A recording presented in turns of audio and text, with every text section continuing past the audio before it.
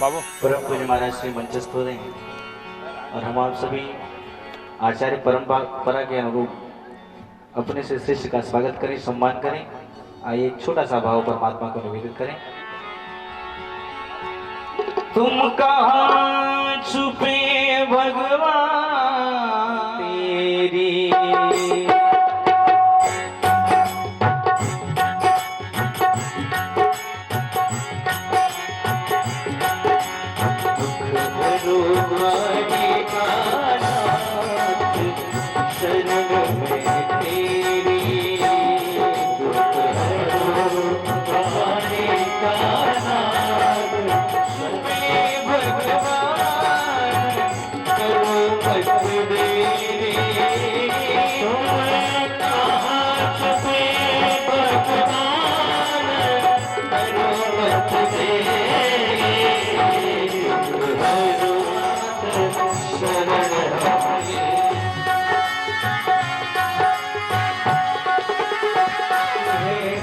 उनकी झोली आशा से अनजान सुनो भगवान शरण हमसे करो मत तेरे, दुख हरो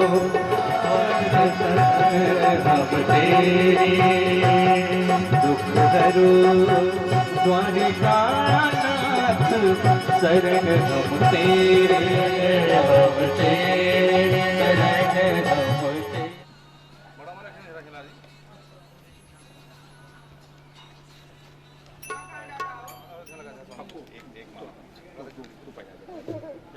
जनाभाय नमः पंकजमालिने, नमः पंकज नमोस्तुते व्यास विशाल बुद्धे पुल्ला तेरे त्वया भारत तेरी महाराज की जय, श्री व्यास भगवान की जय। श्रोत्राद्वायुष्य प्राणस्य मुखादग्निरजायत, श्री भागवत भगवान की है आरती, पापियों को पाप से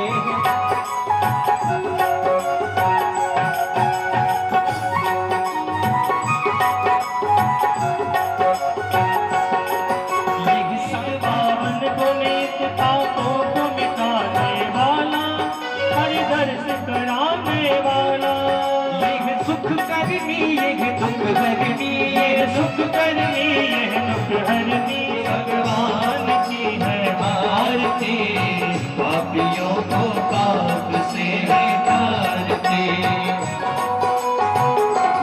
बताने वाला बिगड़ी को बनाने वाला, मधुर बोल सतवंत बोल सन्मार्ग बताने वाला, बिगड़ी को बनाने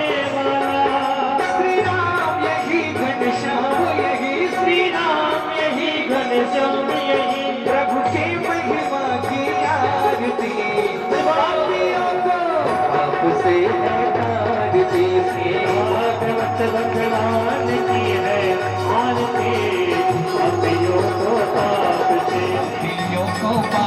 से है तारती, पापियों को पाप से है तारती, पापियों को पाप से है तारती।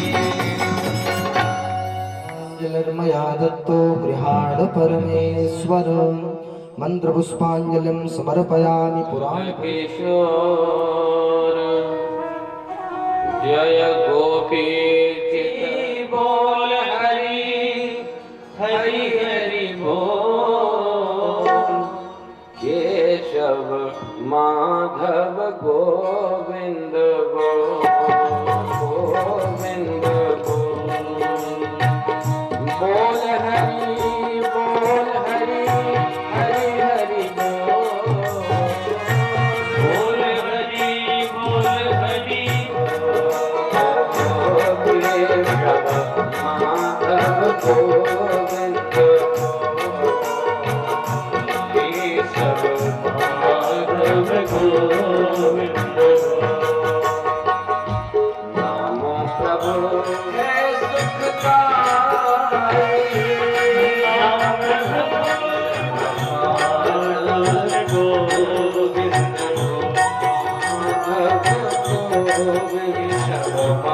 माधव गोविंद हरि बोल केशव माधव गोविंद केशव माधव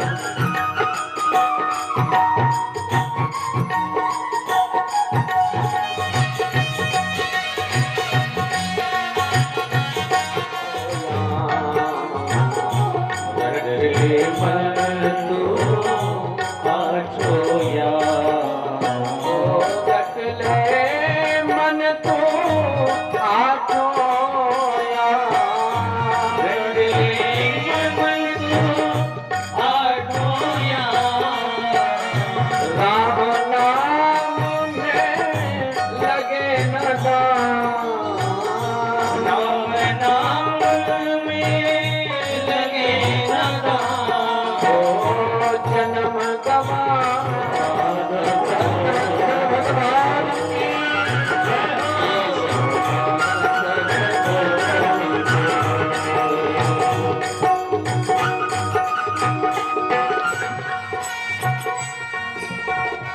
राधे कृष्णा श्याम बिहारी राधे कृष्णा श्याम बिहारी राधे कृष्णा श्याम बिहारी राधे कृष्णा श्याम बिहारी राधे राधे गोविंद गोविंद राधे राधे राधे गोविंद गोविंद राधे राधे राधे गोविंद गोविंद राधे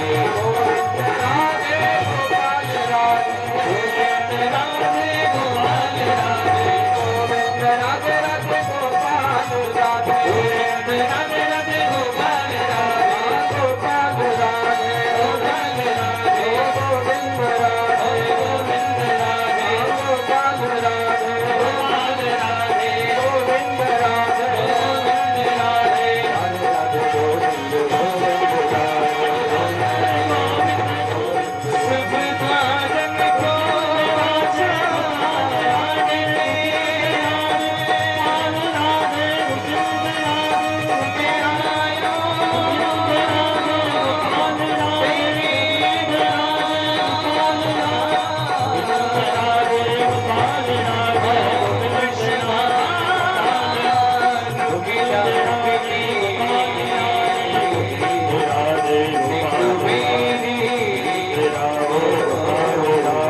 गोविंद राधे सब साधन को ऋषयः शौनकादयः सत्रं स्वर्गाय लोकाय सहस्र सममासत। वर्षों से सत्संग का सत्र चल रहा है और उस सत्संग के सत्र में शौनक जी महाराज ने सूत जी को प्रणाम किया और प्रणाम करके प्रश्न किया, महाराज घोर कलिकाल है, इस घोर कलिकाल में जीव का कल्याण कैसे होगा? ध्यान दें, 6 प्रश्न सर्वप्रथम शौनक जी ने किए हैं। इन्हीं 6 प्रश्नों के समाधान में सूत जी महाराज ने श्रीमद् भागवत महापुराण की यह कथा शौनक जी को संपूर्ण सुना दी। इसलिए 6 प्रश्न एकदम सावधानी पूर्वक श्रवण करें। शौनक जी महाराज कहते हैं, महाराज मैं जानना चाहता हूं आपसे कि इस कलयुग में जीव मात्र का कल्याण कैसे होगा। यह हमारा पहला प्रश्न है। यदि आप कहते हैं कि जीव शास्त्रों का आश्रय ले, शास्त्रों का पठन करे, पाठन करे, अध्ययन करे, स्वाध्याय करे, श्रवण करे, तो महाराज शास्त्र तो बहुत सारे हैं, किसका अध्ययन करे, किसका आश्रय ले? अनंत शास्त्रम बहुलाश विद्या, बहुत शास्त्र हैं, बहुत सारी विद्याएं हैं और उनको समझने के लिए, पढ़ने के लिए अल्पस्य कालः, बहुत कम समय है और उस कम समय में भी बहुविघ्नता, बहुत सारे विघ्न हैं।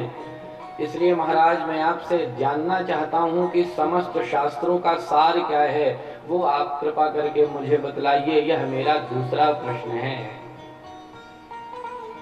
जीव का कल्याण कैसे होगा, ये पहला प्रश्न है। और समस्त शास्त्रों का सार क्या है वो आप बतलाइए, यह हमारा दूसरा प्रश्न है।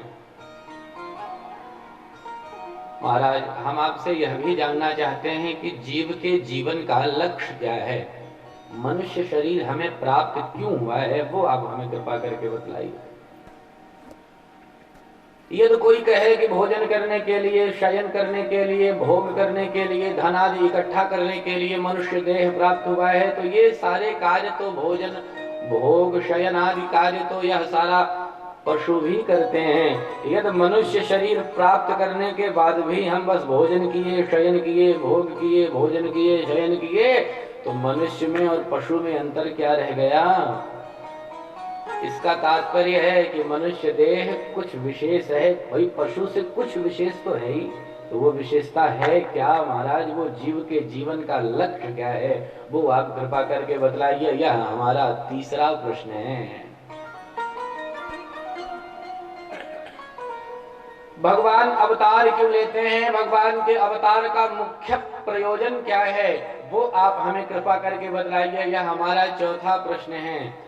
कोई कहे कि भगवान दुष्टों को मारने के लिए आते हैं। जब रावण कुंभकर्ण आदि दुष्टों का अत्याचार इस पृथ्वी पर बढ़ा, तब भगवान श्री राघवेंद्र सरकार का अवतार हुआ। जब कंस जरासंध जैसे दुष्ट राक्षस उत्पन्न हुए, तब श्री कृष्णावतार हुआ। यदि यह कोई कहे तो यह बात समझ में नहीं आ रही महाराज। क्यों? बोले दुष्टों को मारने के लिए भगवान को अवतार लेकर के आना पड़े, ये तो समझ में नहीं आ रही महाराज बात। भगवान के विषय में हमें भली भांति ज्ञात है। भृकुटि विलास सृष्टि लय होई, यद प्रभु क्रुद्ध होकर सर्वत्र मेरा सम्मान है, क्योंकि मेरे पास भगवान का पावन नाम है। नाम का बड़ा महत्व है, नाम के प्रभाव से ही आज यह मेरी स्थिति हुई है महाराज। भैया, भगवान का नाम तो अमृत के समान है, और संसार के जितने विषय हैं ये सारे के सारे विषय विष तुल्य हैं। यदि नाम भगवान का अमृत साथ में है तो ये सारे हमारे उपयोग में हैं। संसार में जितने भी कार्य हैं वो सारे यदि नाम के अवलंब में हैं, तो सारे कार्यों की प्रशंसा है। और यदि नाम, हरि नाम जगत में अमृत है, हरि नाम जगत में, इसे छोड़ विषय विष पीना क्या, हरि नाम नहीं तो जीना क्या, हरि नाम नहीं तो जीना क्या, हरि नाम क्या हो अमृत है, हरि नाम जगत में अमृत है, हरि नाम जगत में, छोड़ विषय विष पीना क्या, हरि नाम नहीं तो जीना क्या, हरि नाम नहीं तो जीना क्या।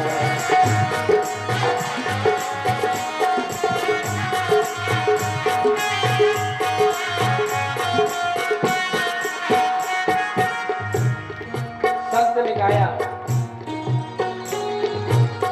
काल सदा अपने गति बोले ना जाने कब। लोगों ने कहा नाम तो हम जपते हैं, कब जपते हो? बोले नवरात्र में जपते हैं भाई, जन्माष्टमी के दिन जप करते हैं, दीपावली के दिन जब तरह तरह के व्रत उपवास बता दिए, सोमवार का व्रत रहता है, शनिवार का व्रत रहता है, उस दिन हम खूब पूजा पाठ करते हैं, भजन करते हैं। संत ने कहा अरे पागल, जब समय आएगा, जब वह काल आएगा, तो वह तुम्हारा वो सोमवार शनिवार का व्रत नहीं देखेगा कि तुम अब जब कर रहे हो। अभी तो मैं गति डोले ना जाने कब सिर चढ़ी बोले, ना जाने कब सिर चढ़ी बोले, ना जाने कब सिर से बोले, हरि का नाम जपो निशिवासर, हरि का नाम जपो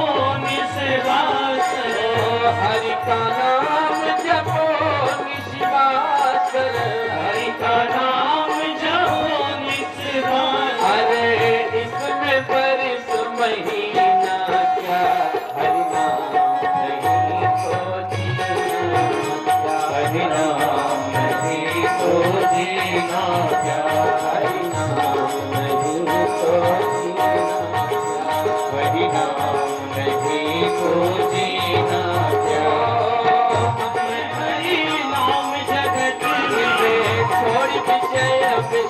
जीना क्या, हरि नाम नहीं तो जीना क्या, हरि नाम नहीं तो जीना क्या।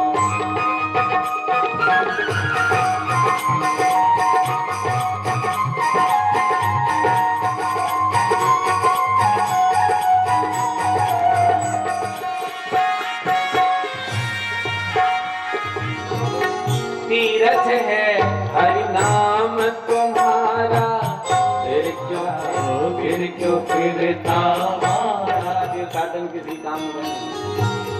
तीरथ है हरि नाम तुम्हारा, फिर क्यों फिरता मारा मारा, फिर क्यों फिरता मारा मारा, फिर क्यों फिरता मारा मारा। अरे अंत समय हरि नाम न आए, हरि नाम न आए, हरि नाम नहीं तो जीना, हरि नाम नहीं तो जीना, हरि नाम नहीं तो जीना। अमृत है हरि नाम जगत में, छोड़ विजय मत पीना क्या।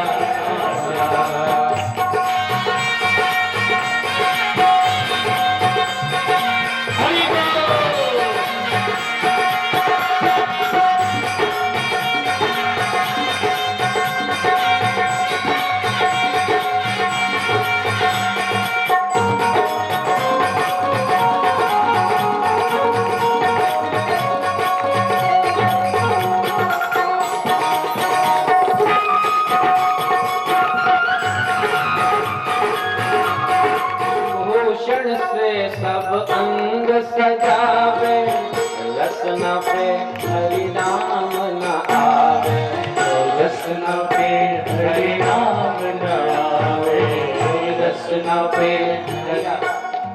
बहुत धनवान है, बहुत सारा आभूषण है, पर मृत्यु का जब समय आएगा, मृत्यु के समय ये एक भी शरीर के आभूषण जाएगा। जिह्वा का आभूषण है, वाणी का आभूषण वो है भगवान का नाम, वो भगवान का नाम वहां पे जाएगा। सब अंग सजावे, रसना पे हरि नाम न आवे, रसना पे हरि नाम न आवे, रसना पे हरि नाम न आवे। देह पड़ी रह जाए यहीं फिर, देह पड़ी रह जाए यहाँ पर, देह पड़ी रह जाए यहीं फिर, देह पड़ी रह जाए यहीं पर।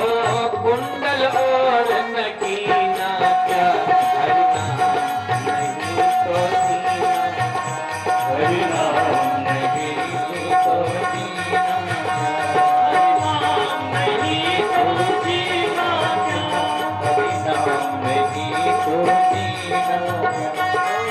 अमृत है हरि नाम जगत में, अमृत है हरि नाम जगत में, अमृत है हरि नाम जगत में, अमृत है हरि नाम जगत में।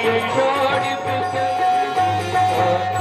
हरि नाम नहीं तो जीना, हरि नाम नहीं तो जीना, हरि नाम नहीं तो जीना, हरि नाम नहीं तो जीना। समरंगण में पड़ा हुआ कराह रहा है, क्योंकि रोता हुआ कराहता हुआ वह दुर्योधन कुरुक्षेत्र के समरांगण में पड़ा है। उस समरांगण में, उस कुरुक्षेत्र के युद्ध स्थल में अगणित शव बिखरे पड़े हैं, चारों तरफ शवों का अंबार लगा है। ऐसा लग रहा है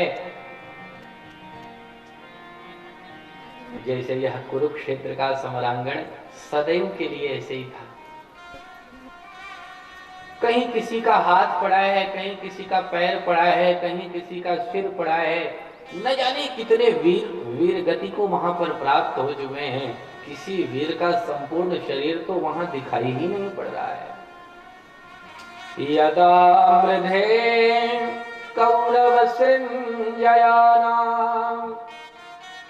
वीरेश्वथो वीरगतिं गतेषु वृकोदरा विद्धगदाभिमर्श भद्मोरुदण्डे धृतराष्ट्रपुत्रे। धृतराष्ट्र पुत्र दुर्योधन की जंघा को भीमसेन जी महाराज ने भग्न कर दिया है, तोड़ दिया है अपनी गदा से। मरा हुआ पड़ा हुआ वह मृतप्राय पड़ा हुआ दुर्योधन समरांगण में कराह रहा है। अगणित पक्षी उस कुरुक्षेत्र के समरांगण में ऊपर उड़ रहे हैं, गिद्ध कौवा इत्यादि पक्षी, और जहां मन कर रहा वहां बैठ करके शवों को नोच नोच करके मांस भक्षण कर रहे हैं, खा रहे हैं। कितने पक्षी पशु तो दुर्योधन को भी मरा हुआ समझकर दुर्योधन को भी खाने के लिए दौड़ पड़ते हैं, नोचने लगते हैं, पर वो कराहता हुआ बेचारा अपने हाथ से उन पशु पक्षियों को भगा रहा है, दूर कर रहा है स्वयं से। दुर्योधन के मित्र अश्वत्थामा ने जो मित्र दुर्योधन को देखा दौड़ पड़ा अश्वत्थामा। अश्वत्थामा ने कहा, मित्र दुर्योधन, मैंने तुम्हारा वह साम्राज्य देखा है, मैंने तुम्हारी वह प्रतिष्ठा देखी है, मैंने तुम्हारी वह भव्यता देखी है। तुम एक बार यदि कोई बात कह देते थे तो महाराज धृतराष्ट्र की भी हिम्मत नहीं पड़ती थी कि मना कर दे। तुमने कह दिया, श्री कृष्ण आए शांति प्रस्ताव लेकर के, तुमने कह दिया कि 5 गांव क्या एक सुई की नोक के बराबर भी भूमि में बिना युद्ध के पांडवों को देने वाला नहीं हूं। उस सभा में पितामह भीष्म विद्यमान थे, मेरे पिताजी द्रोणाचार्य विद्यमान थे, धृतराष्ट्र महाराज स्वयं विद्यमान थे, पर किसी की हिम्मत नहीं पड़ी कि कोई कह दे करे 5 गांव की ही तो बात है। तो ये तुम्हारी दशा, और कहां आज तुम्हारी यह दुर्दशा पड़े हुए करा रहे हो मित्र। बहुत कष्ट है, मुझे तुम्हारी यह दशा देखकर बहुत पीड़ा है। बोलो, काहे लिए रो रहे हो, क्यों रुदन करते हो? जो युद्ध में पराजित हुए हो, परास्त हुए हो, इसलिए रोते हो।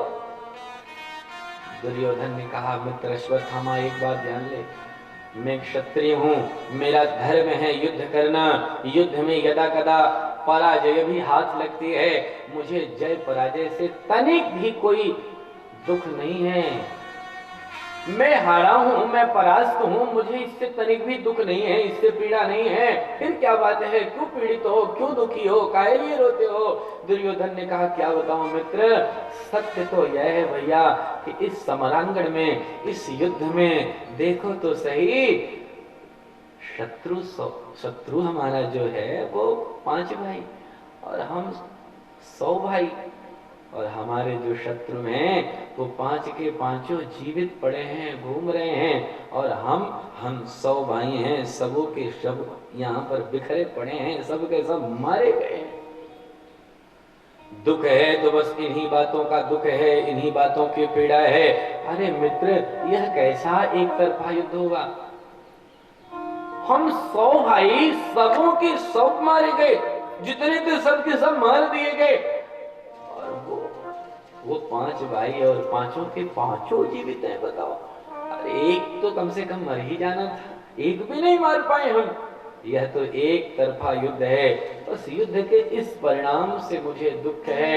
अश्वत्थामा ने कहा, तुम बिल्कुल चिंता मत करो मित्र दुर्योधन, मैं तुम्हें वचन देता हूं, मैं उन 5 पांडवों को मार करके उनका कटा हुआ सर तुम्हारे सामने ला करके उपस्थित होऊंगा। महाभारत में यहाँ तक वर्ण है। दुर्योधन ने अश्वत्थामा से कहा, मित्र अश्वत्थामा, यदि तुम पांडवों को मार देते हो तो मैं वचन देता हूँ, पांडवों के मारने के पश्चात यदि पांडव मारे जाएंगे, उसके पश्चात यदि मैं जीवित रहा, मैं तेरे को वचन देता हूँ, मैं इस हस्तिनापुर का आधा राज्य तुझे दे दूंगा। कदाचित मेरी मृत्यु हो गई तुम्हारे आते आते तो मैं अपने रक्त से अभी तुम्हारा तिलक करके जा रहा हूँ, हस्तिनापुर का उत्तराधिकार तुम्हें दे करके जा रहा हूँ, तुम ही इस हस्तिनापुर के राजा बनोगे, जाओ, मेरा वचन है। बस पांडवों को मार दो, बस यही एक कार्य करो। अश्वत्थामा ने कहा ठीक है, बिल्कुल जाता हूं। हाथ में खड्ग लेकर, तलवार लेकर के अश्वत्थामा पांडवों को मारने के लिए चल पड़ा। विचार करने लगा कि अभी यदि ऐसे ही आक्रमण कर दूंगा तो पांडव अभी अभी युद्ध जीते हैं, सशक्त हैं, मेरे को मार देंगे। इसलिए आमने सामने तो युद्ध में पांडवों से नहीं जीत सकता, तो क्या करूं, कैसे मारूं? ओहो, जैसे उल्लू कौवा को मारता है ऐसे ही मैं पांडवों को मारूंगा। उल्लू जब कौवा को मारता है तो कभी उल्लू का पक्षी काग पर दिन में आक्रमण नहीं करता, दिन में उल्लू हमला कर दे तो स्वयं ही मारा जाए। इसलिए उल्लू सदैव रात्रि की प्रतीक्षा करता है। जब रात हो जाती है तब वह उल्लू पक्षी निकलता है और अकेला एक उल्लू पांडव पुत्रों का सिर हाथ में लटका करके वहां से दौड़ा भागा, बाहर की तरफ निकला, दुर्योधन के पास गया और दुर्योधन के पास जाकर के पांचों पांडवों के पांचों बच्चों का सिर दुर्योधन के सामने उपस्थित करके कहता है, मित्र दुर्योधन, देखो तुम एक की बात करते थे और मैं पांचों को मार करके प्रमाण स्वरूप पांचों का सिर तुम्हारे समीप लाया हूं। दुर्योधन के भी मन में हलचल होने लगी कि राम राम, इतना बड़ा महाभारत का युद्ध हुआ, एक पांडव को भी हम मार नहीं पाए। ये मेरा मित्र अश्वत्थामा थोड़ी देर पहले गया, अभी लौट करके आया है, वो बोलता है मैं पांचों को मार दिया हूं। विश्वास नहीं पड़ रहा है दुर्योधन को। दुर्योधन ने कहा, मित्र तनिक मेरे उस शत्रु भीमसेन का सिर मेरे हाथ में दे, देखो तो सही उसका कटा हुआ सिर कैसे लगता है मरने के पश्चात। भीम के पुत्र का सिर अश्वत्थामा ने दुर्योधन को पकड़ा दिया, हाथ में सिर लिया। महाभारत में वर्णन है, तनिक जैसे ही जोर लगाया वैसे ही सिर फूट गया। तब तो सिर को बगल में रख करके छाती पीट पीट करके दुर्योधन रोने लगा, अरे मित्र अश्वत्थामा, ये तूने क्या कर दिया? जब मेरी गदा का प्रहार मेरे किसी शत्रु पर होता था तो तुरंत उसका सिर फट जाता था, पर मेरी गदा के अगणित प्रहार भीमसेन के सिर ने सहन किए हैं। वो भीमसेन का सिर मैं दबाऊं और फूट जाए, हो ही नहीं सकता।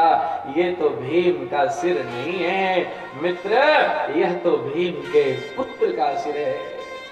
ओहो, इसका मतलब तुमने पांचों पांडवों के स्थान पर उनके पांचों अबोध बच्चों को मार दिया। अरे अश्वत्थामा, उन पांचों बच्चों से भला मेरी क्या शत्रुता थी? तुमने उन्हें क्यों मार दिया? उन्हें मार करके तो तुमने हमारे कुल में किसी को पानी देने वाला भी नहीं छोड़ा। अरे राम राम अश्वत्थामा, यह तुमने क्या कर दिया? दुखी दुर्योधन की मृत्यु हो गई, पर अश्वत्थामा सावधान है, यदि पांडव अभी जीवित हैं तो अब वो मेरे को नहीं छोड़ने वाले। रथ में बैठकर अश्वत्थामा भागने लगा। दूसरी तरफ सवेरे का समय, उषा काल में द्रौपदी महारानी जागृत हुई। द्रौपदी विचार करती हैं कि नित्य तो मेरे बच्चे सवेरे सवेरे उठ करके मेरे पास आते थे, मेरे पैर का अंगूठा पकड़ के मेरे को जगाते थे, मां सवेरा हो गया, प्रातः काल मेरे को प्रणाम करते थे, माता पिता का अभिवादन करते थे। आज मेरे बच्चों को ऐसा क्या हुआ जो मेरे बच्चे उठ के मेरे को प्रणाम करने सवेरे सवेरे नहीं आए? ओहो, आज अपने पिताजी की शैया पर सोए हैं, इसलिए कुछ गहरी नींद ज्यादा ही लग गई लगता है। चलो आज मैं ही मेरे बच्चों को जगाती हूँ। दौड़ी भागी प्रमुदित होकर प्रसन्न होकर द्रौपदी महारानी जैसे शिविर का द्वार उद्घाटित करती हैं, अंदर का दृश्य देखती हैं। 5 शैया लगी है और रक्त रंजित शैया देख करके वहीं गिर पड़ती है। मेरे 5 बच्चों का सिर ही किसी ने काट दिया है। रक्त रंजित वह शैया देखकर द्रौपदी चीत्कार करके चिल्लाने लगती हैं, रोने लगती हैं। दौड़े भागे किरीट माली अर्जुन द्रौपदी को सांत्वना देते हैं। माता शिशूनां निधनं सुतानां निशम्य घोरं परितप्यमाना तदा रुदत्वाश्पकलाकुलाक्षी तां सांत्वयन्नाह किरीटमाली। अर्जुन सांत्वना देते हैं द्रौपदी को, अरे देवी विलाप मत करो, रो मत। द्रौपदी ने कहा महाराज, जिस माँ के 5 बच्चों के सिर धड़ से अलग हो, आप उससे आके कहते हो रोए ना, क्या करे फिर ना रोए तो। क्रोध आया अर्जुन को, हाथ में गांडीव धनुष लेकर के अर्जुन ने प्रतिज्ञा की, देवी द्रौपदी तुम बिल्कुल विलाप मत करो, मैं धनुष लेकर के प्रतिज्ञा करता हूं, जिस दुष्ट ने तुम्हारे बच्चों का वध किया है, मैं तुम्हारे सामने उसे ला करके मृत्यु दंड। तलवार भूल करके, खड्ग भूल करके चला गया था, उसी से पहचान लिए कि ये तो अश्वत्थामा का खड्ग है, इसका मतलब यह जघन्य अपराध अश्वत्थामा ने किया है। केशव को, भगवान श्री कृष्ण को सारथी बनाए, स्वयं रथी बने अर्जुन, और अश्वत्थामा को पकड़ने के लिए रथ से दौड़ पड़े। आगे आगे अश्वत्थामा का रथ भाग रहा, पीछे पीछे अर्जुन रथ से दौड़ रहे हैं पकड़ने के लिए अश्वत्थामा को। अश्वत्थामा का रथ थक गया, चलते चलते घोड़े थक गए। यदा शरणमात्मानं ऐक्षतश्रान्तवाजिनं, रथ के घोड़े थक गए। अश्वत्थामा समझ गया कि अब मैं पकड़ा जाऊंगा, मारा जाऊंगा, अब अर्जुन मेरे को छोड़ेंगे नहीं, निश्चित मेरी मृत्यु आज आ गई है, अर्जुन मेरा वध कर देंगे। सूत जी कहते हैं तब तो अपनी सुरक्षा के लिए, स्वयं की रक्षा के लिए गुरुपुत्र अश्वत्थामा ने यदा शरणमात्मानं ऐक्षतश्रान्तवाजिनं अस्त्रं ब्रह्मशिरोमेने आत्मत्राणं द्विजात्मजः। आत्मत्राणम अपनी सुरक्षा के लिए द्विजात्मजः गुरुपुत्र अश्वत्थामा ने अस्त्रम ब्रह्मशिरः, ब्रह्मास्त्र का संधान तुरंत अर्जुन पर कर दिया। ब्रह्मास्त्र चला दिया अर्जुन की तरफ। ब्रह्मास्त्र जो आने लगा, दौड़े भागे अर्जुन भगवान के चरणों में गिर पड़े। हरे राम राम भगवान से प्रार्थना करने लगे, सरकार अब आप ही बचाओ इस ब्रह्मास्त्र से। देखो तो सही, दुष्ट ने ब्रह्मास्त्र का प्रयोग कर दिया। पूरे महाभारत के युद्ध में मैंने ब्रह्मास्त्र नहीं चलाया और इसने अभी ब्रह्मास्त्र चला दिया, अब आप इससे हमारी रक्षा करो। भगवान ने कहा अर्जुन तुम काहे घबराते हो, तुम्हें तो ब्रह्मास्त्र चलाना भी आता है, ब्रह्मास्त्र शांत करना भी आता है, अपना वाला भी चलाओ, फिर दोनों को शांत करो बढ़िया से। अर्जुन ने ऐसा ही किया और अब की बार कोई अस्त्र शस्त्र अश्वत्थामा चलाता, इससे पहले ही अर्जुन रथ से कूद पड़े, दौड़ करके अश्वत्थामा को पकड़ लिए, रस्सियों में बांधने लगे। भगवान श्री कृष्ण ने देखा अर्जुन अश्वत्थामा को रस्सियों में बांध रहे, जकड़ रहे हैं। भगवान बोल पड़े, अरे अर्जुन यह आतताई है, इसलिए इसे बांधो मत, इसे तुरंत यहीं पर मार डालो। अरे शास्त्र कहते हैं अर्जुन, मत्तम प्रमत्तम उन्मत्तम सुप्तम बालम स्त्रियम जडम प्रपन्नम विरथम भीतम नरिपुम हंति धर्मविद। शास्त्रों का ऐसा कथन है, कोई मतवाला है, कोई अस्त्र विहीन है, रथ से नीचे गिर गया है, पागल है, ब्राह्मण है, स्त्री है, अबोध है, बालक है, तो वैसे शत्रु का भी वध नहीं करना चाहिए। इसने तो 5 सोते हुए बच्चों का वध कर दिया है, इसलिए अर्जुन इसे बांधो मत, तुरंत इसे इसी समय समाप्त करो, मार डालो इसे। तदसौ वध्यतां पाप आतताई आत्मबंधुहा। आतताई है यह, इसलिए इसी समय तदसौ वध्यतां पाप, इस पापी का अभी वध कर दो, मार डालो। हाथ जोड़ करके अर्जुन बोल पड़े, हे नाथ मारूंगा, इसमें दो राय नहीं है, वचन दे करके आया हूं, मारना तो निश्चित है। इसने अपराध ऐसा किया है कि इसे छोड़ने वाला नहीं हूं, इसे निश्चित मार डालूंगा। पर हे नाथ मैंने द्रौपदी को वचन दिया है कि देवी तुम्हारे सामने ला करके उसे मृत्यु दंड दूंगा, इसलिए यदि आपकी अनुमति हो सरकार तो द्रौपदी के सामने लेकर के चलो, वहीं पे इसका वध करो। भगवान ने कहा अर्जुन जैसा तुम्हारा मन करे। अश्वत्थामा को रस्सियों में बांधकर रथ के पीछे बांध दिए और अश्वत्थामा को घसीटते हुए अर्जुन द्रौपदी के सामने लाए और द्रौपदी के सामने उस अश्वत्थामा को खड़ा कर दिए। सूत जी महाराज कहते हैं महात्माओं देखो आज इस अश्वत्थामा की दशा क्या है। क्या दशा है महाराज? बोले तथा हरतम पशुवत पाशबद्धम अवान मुखम कर्म जुगुप्सितेन। जैसे कोई अपने पशु को बंधन से बांध देता है, जैसे पशुओं को रस्सी में बांधा जाता है, ऐसे ही रस्सी में बांधकर अर्जुन ने अश्वत्थामा को खड़ा कर दिया है। पशुवत पाशबद्धम और बोले अवान मुखम, सिर नीचे करके अश्वत्थामा खड़ा है। जो अश्व उसने प्रतिज्ञा की, मैं प्रतिज्ञा करता हूं कि पांडवों के वंश में किसी को पानी देने वाला नहीं छोड़ूंगा। अरे अब कौन बचा है? सबको तो तूने मार दिया। बोले नहीं अभी बचा है। कौन? अर्जुन के पुत्र अभिमन्यु तो वीर गति को प्राप्त हो चुके हैं युद्ध में, परंतु अभिमन्यु की पत्नी उत्तरा देवी इस समय गर्भवती हैं। पांडवों के वंश का, पांडवों के कुल का कुलदेवक इस समय उत्तरा के गर्भ में प्रज्वलित है। यदि उत्तरा का गर्भ नष्ट हो जाए तो पांडवों के वंश में कोई बचने वाला ही नहीं है, इसलिए उत्तरा का गर्भ नष्ट करूंगा। ऐसी प्रतिज्ञा करके उत्तरा के गर्भ पर ब्रह्मास्त्र का संधान कर दिया। और दूसरी तरफ भगवान श्री कृष्ण जाने के लिए तैयार है। भगवान ने पांडवों से कहा देखो भैया, इतने दिन हम तुम सबके साथ रहे, अब द्वारकावासी सब हमारी प्रतीक्षा कर रहे होंगे, इसलिए अब हम जाएंगे।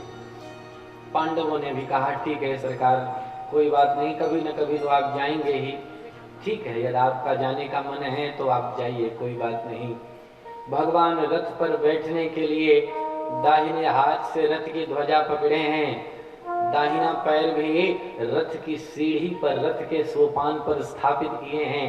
एक पैर भगवान का नीचे है, एक पैर भगवान का रथ पर है, एक हाथ से भगवान रथ की ध्वजा पकड़े हैं। सारे पांडव क्रमशः भगवान का अभिवादन कर रहे हैं, भगवान को विदाई दे रहे हैं, विदा कर रहे हैं। अचानक सबने देखा कि एक विधवा स्त्री दौड़ी भागी भगवान का नाम लेती हुई इधर ही आ रही है। जो पास आई तो सबने देखा, अरे राम राम, ये तो देवी उत्तरा है, अभिमन्यु की पत्नी। सब सोच रहे थे कि किसके पास जा रही हैं, और उत्तरा देवी दौड़ी भागी आई और किसी को प्रणाम नहीं किया। बहुत सारे लोग, सारे पांडव खड़े थे, द्रौपदी जी खड़ी थी, कुंती महारानी खड़ी थी, युधिष्ठिर खड़े थे, पर किसी के समीप उत्तरा नहीं आई। सीधा भगवान श्री कृष्ण के श्री चरणों में उत्तरा देवी गिर पड़ी। पाहि पाहि महायोगिन देव देव जगतपते नान्यं त्वद भयं पश्ये यत्र मृत्युः परस्परम्। पाहि मां रक्ष मां, पाहि मां रक्ष मां। हे सरकार, हे नाथ, आप मेरी रक्षा करो, क्योंकि यहाँ पर आपके अतिरिक्त कोई ऐसा मुझे दिखाई नहीं पड़ता जो मेरी रक्षा कर सके। नान्यम तद भयं पश्ये यत्र मृत्यु परस्परम। भगवान ने कहा किस चीज से रक्षा करूं? उत्तरा देवी ने कहा महाराज देखो तो सही, वह ब्रह्मास्त्र मेरी तरफ दौड़ा भागा आ रहा है। अश्वत्थामा का छोड़ा हुआ ब्रह्मास्त्र है वो। ब्रह्मास्त्र की ज्वाला वह मेरे को जलाने के लिए उद्यत है। निश्चित ही मेरे को ऐसी प्रतीति हो रही कि आज यह ब्रह्मास्त्र की ज्वाला मेरे गर्भ को जला देगी, मेरे गर्भ को नष्ट कर देगी। इसलिए हे नाथ, मेरी मृत्यु हो जाए मुझे तनिक भी आपत्ति नहीं है, पर मेरे गर्भ को आप संभालिए महाराज, मेरा गर्भ न नष्ट होने पाए। कामं दहतु मां नाथ मामे गर्भो निपात्यताम् मामे गर्भो निपात्यता। मेरी मृत्यु हो जाए पर मेरे गर्भ की सुरक्षा करिए, मेरे गर्भ की रक्षा करिए हे सरकार। भगवान ने कहा निश्चित अवश्य करूंगा। सबके सामने खड़े हैं भगवान और एक दूसरा स्वरूप छोटा सा अंगूठे जैसा नन्हा रूप बनाए उत्तरा के गर्भ में भगवान प्रवेश कर गए। उत्तरा के गर्भ में नन्हे से छोटे से परीक्षित जी महाराज विद्यमान हैं। भगवान परीक्षित जी को देखे, उत्तरा के गर्भ को जलाने के लिए ब्रह्मास्त्र की ज्वाला आ रही है। भगवान गदा घुमा घुमा करके उत्तरा के गर्भ की सुरक्षा किए हुए ब्रह्मास्त्र की ज्वाला से। देखो अपने इस भारत भूमि का गौरव है, अपने इस भारत भूमि की महत्ता है, अपने इस भारत भूमि का महत्व है। अपने यहाँ ऐसी ऐसी माताएं हुई जिन्होंने भगवान को गर्भ में धारण किया, श्री राम और कृष्ण के रूप में। ऐसी ऐसी माताएं हुई जिन्होंने भक्तों को भी अपने गर्भ में स्थान दिया, ध्रुव और प्रहलाद के रूप में। पर धन्य है उत्तरा देवी जिन्होंने आज भक्त और भगवान दोनों को अपने गर्भ में स्थान दिया है। ये महत्ता है। भक्त राज परीक्षित तो पहले से ही विद्यमान है, भगवान भी परीक्षित की रक्षा के लिए आज गर्भ में गए हैं। भगवान का स्वभाव गर्भ में जाने का है नहीं, पर आज भक्तों की बात है तो प्रबल प्रेम के पाले पड़कर प्रभु को नियम बदलते देखा। अपना मान टले टल जाए पर भक्त का मान न टलते देखा। मेरी जो प्रतिज्ञा है, जो मेरा स्वभाव है, मेरी प्रकृति है वो पड़ी रहे और मेरे भक्त की सुरक्षा होनी चाहिए। इसका स्वभाव, इसकी प्रकृति व्यवस्थित रहनी चाहिए। परीक्षित की रक्षा किए, रक्षा करके भगवान श्री कृष्ण बाहर प्रकट हुए। उत्तरा से पूछे देवी अब आप स्वस्थ हैं? उत्तरा प्रसन्न हो गई, हाँ नाथ अब तो एकदम स्वस्थ हूँ। भगवान श्री कृष्ण ने कहा अच्छा आप सबका काम बन गया, अब मैं जा रहा हूँ। जाने को तैयार हुए भगवान श्री कृष्ण और रथ में बैठने को जैसे ही उद्यत हुए, कुंती महारानी ने जो देखा कि भगवान जा रहे हैं, दौड़ी भागी कुंती महारानी सभी पाई। विचार किया कुंती जी ने कि देखो भगवान ने आज हमारे ऊपर कितना अनुग्रह किया है, कितनी कृपा की है। युद्ध में हमें विजय श्री प्राप्त हुई तो वो भगवान की कृपा।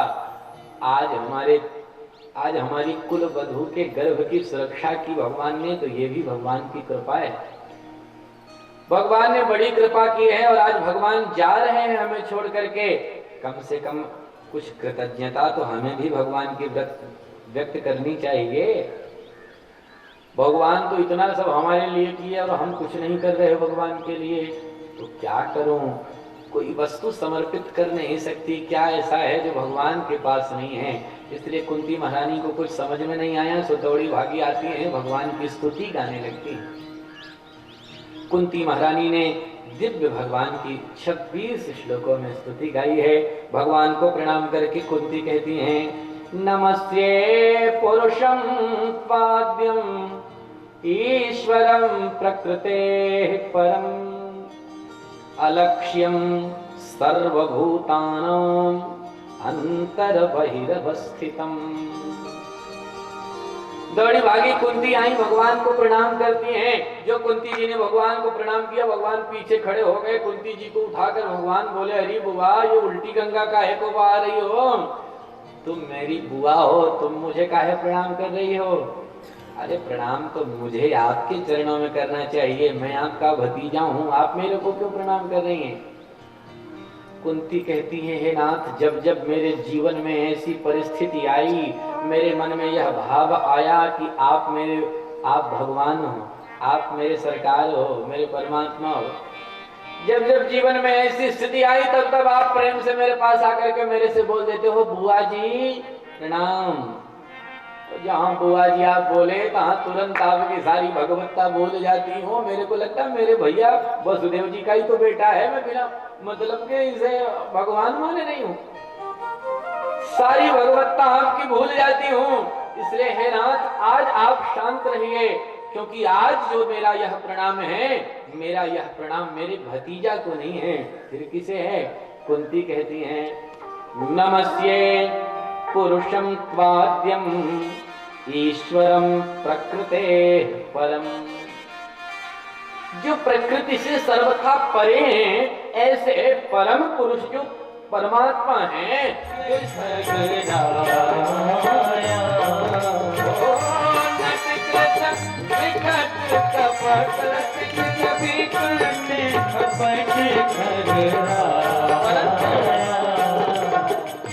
नट से बता नट से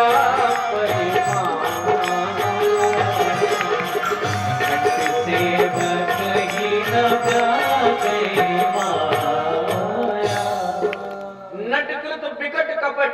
नटकृत जो कपट है वो विकट है, ऐसा भयानक माया का माया जो नट के चरणों से जुड़ा है, नट का सेवक है, जो जादूगर के साथ में लगा है, जो भगवान का भक्त है, उस पर माया का तनिक प्रभाव नहीं पड़ता है। माया है क्या? वो है नहीं, फिर भी समझ में आए वही वास्तव में माया का स्वरूप है। संसार में संसार के जितने सारे संबंध हैं सबको हम अपना मानते हैं, पर वास्तव में हमारे हैं नहीं संबंध। आज हमारे हैं, कल किसी दूसरे के हो जाएंगे, परसों किसी तीसरे को हो जाएंगे। ये जिसको हम अपना मान रहे हैं, इनका संबंध न जाने कितने लोगों से जुड़ा है। ये सब माया का प्रभाव है। मैं भी कोई हूँ, आप भी कोई हो, मैं मेरा तू तेरा, वो मेरी वस्तु है, वो तेरी वस्तु है, वो शत्रु है, वो मित्र है। ये सारे के सारे जो भी विकार हैं, ये सारी की सारी जो व्यवस्थाएं हैं, सारे के सारे जो संबंध हैं, प्रबंध हैं, ये सब माया का स्वरूप है। भगवान श्री राघवेंद्र से समझाते हुए कहते हैं मैं अरुमोर तोरते माया, मैं अरुमोर तोरते माया, मैं अरुमोर तोरते माया, मैं अरुमोर तोरते माया, यही बस की है जीव निकाला, यही बस की है जीव निकाला। लक्ष्मण जी ने पूछा महाराज माया का स्वरूप कहाँ तक, माया का प्रभाव कहाँ? ये सारी इंद्रियां, ये मन जहाँ तक जा सकता है, माया का प्रभाव वहाँ तक है। गो गोचर लगी मन जाई, गो गोचर जहाँ लगी मन जाई, गो गोचर जहाँ लगी मन जाई, वो सब माया ज्ञान भाई, वो सब माया ज्ञान भाई, वो सब माया, वो सब माया ज्ञान भाई। मेरे यही बस की है जीव निकाला, यही बस की है जीव निकाला, यही बस की है जीव निकाला।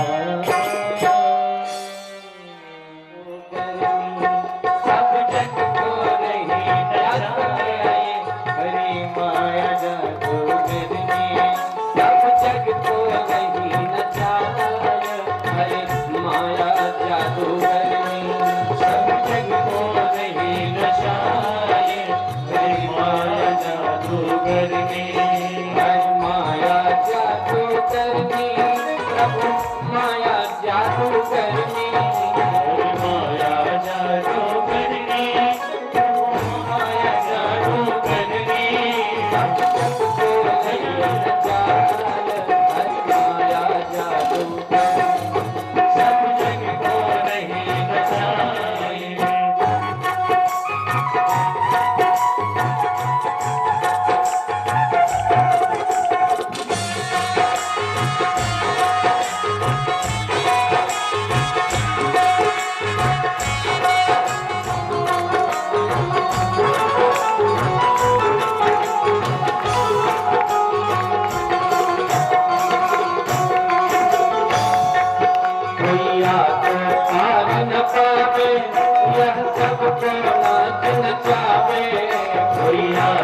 पार न पावे, या सबको नाच नचावे, या पार न पावे, या सबको नाच नचावे, दुख में सुख को दर्शाए, हरि माया जादू दुख में सुख को दर्शाए, हरि माया जादू सब दुख को वही नचाए, हरि माया जादू सब दुख को वही नचाए, हरि माया जादू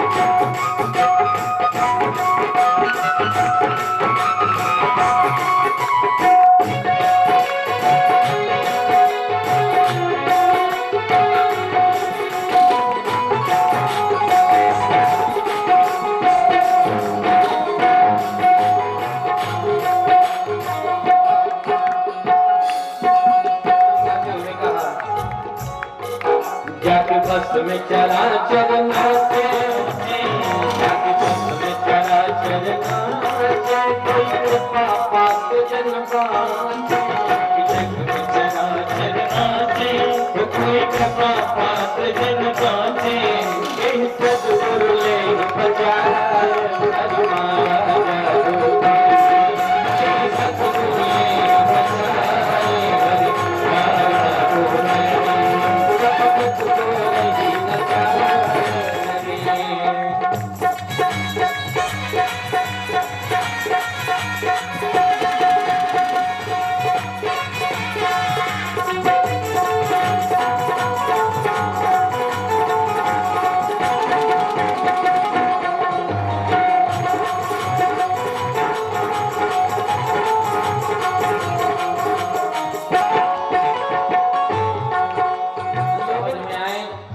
बचता कौन है? बोले जी धन कोई सूझे तब जाए गुरु जी से पूछे, जब बंधन कोई सूझे तब जाए गुरु जी से पूछे, जब बंधन कोई सूझे तब जाए गुरु जी से पूछे, जब बंधन कोई सूझे तब जाए गुरु जी से पूछे, बचबे को कौन उपाय, हरि माया जादू सब दुख को नहीं नचाए।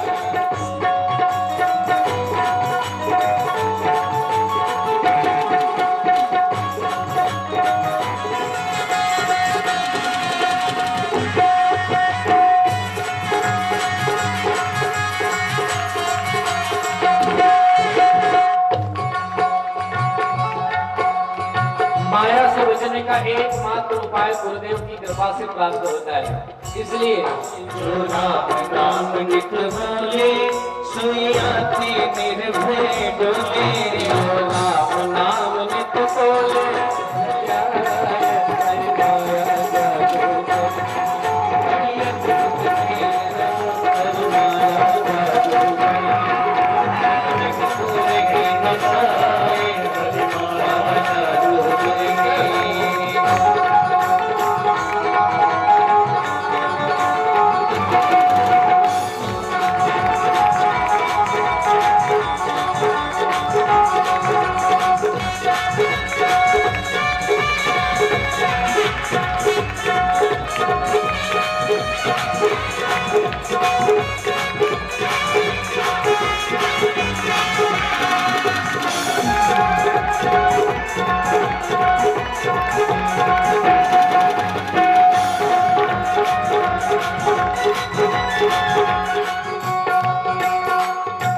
स्वामी जी ने इस पद की अंतिम पंक्ति में गाते हुए कहा, माया से बचने के लिए हमारा क्या जोर है, क्या बस है। स्वामी जी ने कहा, नहीं और कछु बस में राकेश चरण को चेरो, बल बल जाए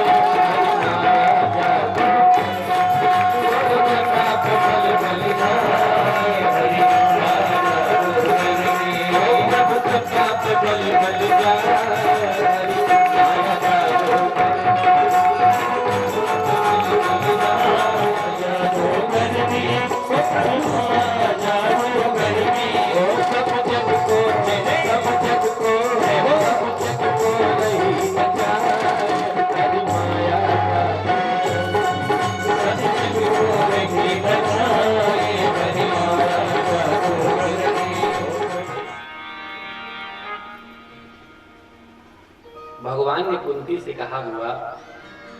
आज बड़ी प्रशंसा हमारी कर रही हो, बड़ी स्तुति गा रही हो, क्या बात है? कुछ मांगना चाहती हो क्या? कुछ अभिलाषा है, कुछ कामना है तो साफ साफ बता दो। प्रायः जब संसार के लोग ज्यादा ही हमारी पूजा करने लगते हैं, स्तुति करने लगते हैं, तो हम सावधान हो जाते हैं कि अब पक्का ये मेरे से कुछ मांगने वाला है। जब ज्यादा करने लगे तो देवी जी जान जाती कि अब ये मेरे से कुछ मांगेगा, पक्का कुछ न कुछ कहेगा। भगवान कहते हैं जब ज्यादा मेरा व्रत उपवास कोई करने लगता है, संध्या सवेरे आरती लेकर के जय जगदीश हरे स्वामी जय जगदीश हरे करने लगता है, तो मैं सावधान हो जाता हूँ। तो 2-4 दिन में अपनी कोई न कोई बात मेरे सामने प्रस्तुत करेगा।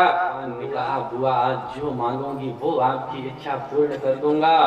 यह संवाद भगवान श्री कृष्ण का कुंती का संवाद आकाश से, गगन मंडल से बड़े बड़े देवता भी देख रहे थे, सुन रहे थे। भगवान ने कहा बुआ जो मांगोगी वो दे दूंगा। देवराज इंद्र थर थर कांपने लगे। कहीं कुंती अपने पुत्रों के लिए इंद्र का यह हमारा सिंहासन ना मांग ले, नहीं तो भगवान दे देंगे। ब्रह्मा भी स्तब्ध हैं। कहीं कुंती अपने पुत्र युधिष्ठिर के लिए ये ब्रह्मा का सिंहासन मेरा आसन ना मांग ले, नहीं तो भगवान तुरंत मेरे को इस आसन से हटा करके कुंती के पुत्र को यहाँ पर स्थापित कर देंगे। सारे के सारे देवी देवता अपने अपने पद प्रतिष्ठा को संभाले, मन में तर्क वितर्क में लगे हैं। कहीं कुंती देवताओं का कोई पद ना मांग ले, पर कुंती कहती हैं हे नाथ यदि आप मुझे कुछ देना ही चाहते हो, मैंने निष्कर्ष निकाला है, मैंने मेरे जीवन में निर्णय किया है नाथ कि जब जब मेरे यहाँ विपत्तियां आई तब तक तो आप मेरे साथ रहे। आज मेरे यहाँ संपत्ति आई है तो आप मेरा साथ छोड़ करके जा रहे हैं, इसलिए मैंने यह निर्णय किया है, निष्कर्ष निकाला है नाथ कि विपत्तियों में आप साथ रहते हो, संपत्ति में छोड़ करके चले जाते हो। इसलिए हे सरकार यदि आप मुझे कुछ देना ही चाहते हो तो हे नाथ आप मुझे विपत्ति का वरदान दो, मुझे विपत्ति चाहिए आपसे।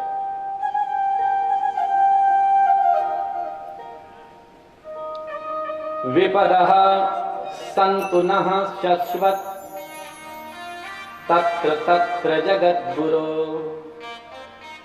एक दो विपत्ति नहीं चाहिए, फिर बोले विपदः सन्तु नः शश्वत्, मेरे यहाँ शाश्वत माने खूब बढ़िया से, एक विपत्ति दो विपत्ति नहीं, विपदौ विपदः बहुवचन में विपदः बनता है। एक दो विपत्ति नहीं चाहिए, विपदः सन्तु नः शश्वत्, मेरे यहाँ अगणित विपत्तियों का अंबार भरा रहे महाराज, मुझे ऐसा वरदान दीजिए। क्योंकि नाथ विपत्तियों में आपका साथ मिलता है, संपत्ति में तो आप छोड़ के चले जाते हो, इस संपत्ति को लेकर क्या करूंगी जिसमें आप नहीं रहोगे महाराज।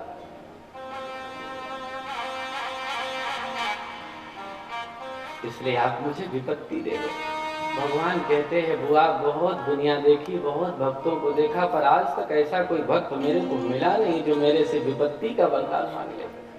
अरे संपत्ति मांगने वाले तो सब हैं, पुत्र हो जाए, बहू को बेटा हो जाए, धन हो जाए, गाड़ी हो जाए, तरह तरह की व्यवस्था मांगने वाले तो सब भरे पड़े हैं, पर आज तक इतिहास में कोई ऐसा हुआ नहीं कि भगवान से विपत्ति का वरदान मांगे।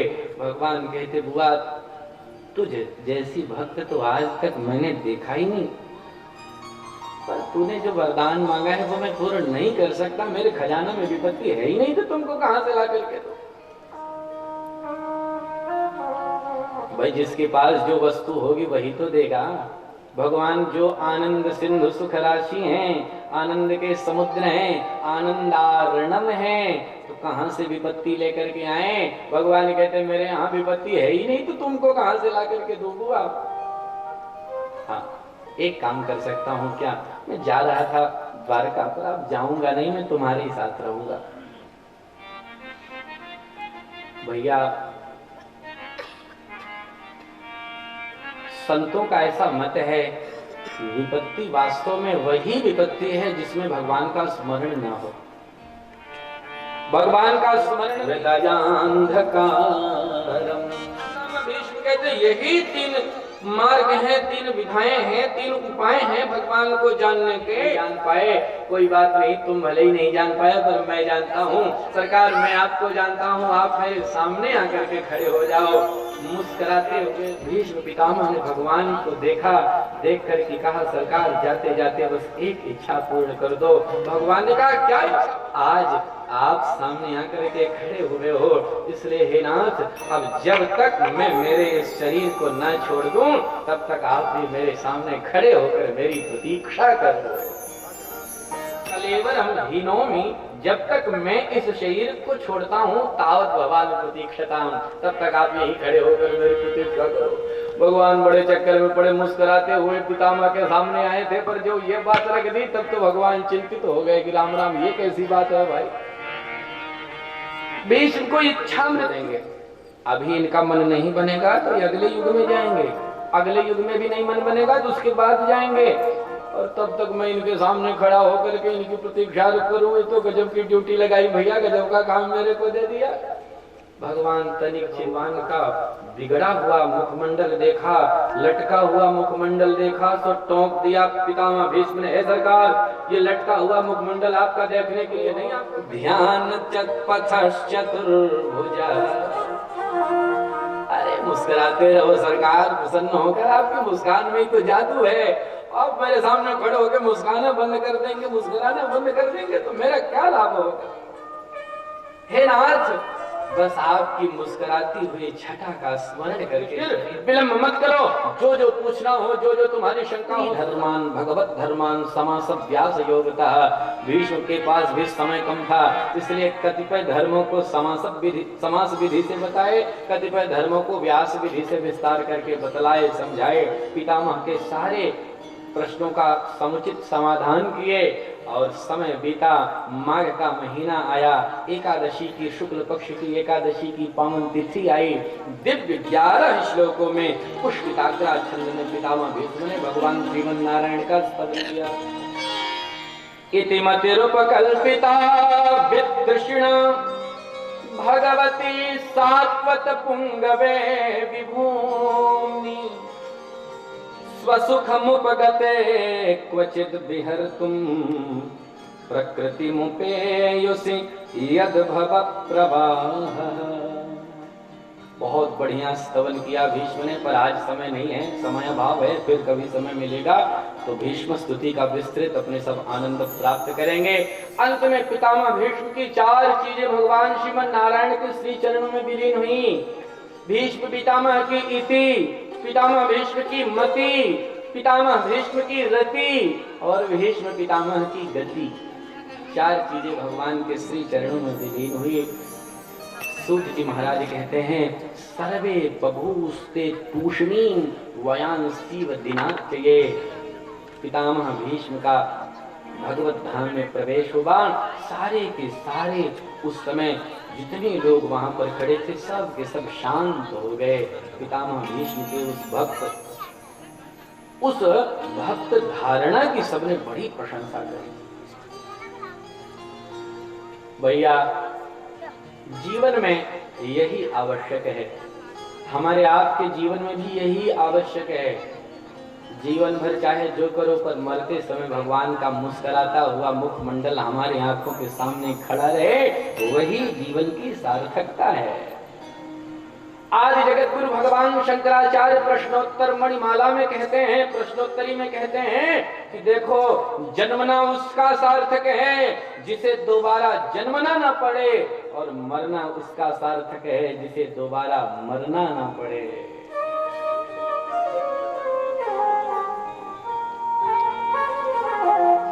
अंतिम समय में वो भगवान का मुखमंडल आता नहीं है सामने। बाली को भगवान ने मार दिया बाणों से, बाली गिर पड़ा, भगवान सामने आए, भगवान को अपशब्द कहने लगा। भगवान ने बाली से कहा, हे बाली क्या उल्टी पुल्टी बातें करता है, जीवित होना चाहता है, जीवन चाहता है तो बता, साफ साफ तेरे को जीवन दे दूं। पहले तो बहुत उल्टी पुल्टी बातें कर रहा था, भगवान को अपशब्द कह रहा था कि बहुत बड़े आए हो भगवान बनने के लिए, मैं वैरी हो गया, मैंने किया क्या, आपका सुग्रीव आपका बड़ा प्रिय हो गया। और बाद में जो भगवान ने कहा तेरे को जीवन चाहिए, जीवन दे दूं, जीना चाहता है।